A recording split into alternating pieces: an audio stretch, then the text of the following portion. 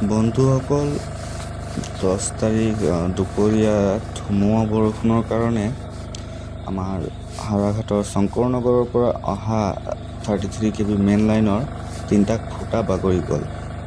এয়া চাই লওক, 3টা খুঁটা বাগৰি গৈছে। আৰু তাৰপিছত আমি আমাৰ টিমটো তাত গৈ আমি কামত লাগিলোঁ। আৰু এইটো হ'ল আমি 9টা-10টামান বজাত হ'ব নেকি, এইটো আমি বনাই আছোঁ, এতিয়া বনাবলৈ ষ্টাৰ্ট কৰিছোঁ। আৰু আমি গোটেই ৰাতিটো সেইদিনা বনালোঁ। টোটেল 16 আৱাৰ্ছ আমি সেইদিনা কাম কৰিছোঁ। আৰু আমাৰ SDO ছাৰ, আমাৰ JE ছাৰ চবে তাতে আছিলে। আমি গোটেই ৰাতি কাৰো টোপনি নাই। আৰু টিম ৱৰ্কটো কৰি বহুত ভালো লাগিছে আমাৰ।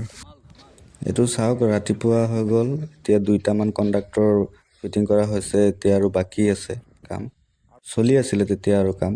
গোটেই ভিডিঅ'টো উঠা নাই, কেইটামান ক্লিপ আমাৰ JE ছাৰে উঠাইছিলে, সেইকেইটাই দেখালোঁ। ধন্যবাদ।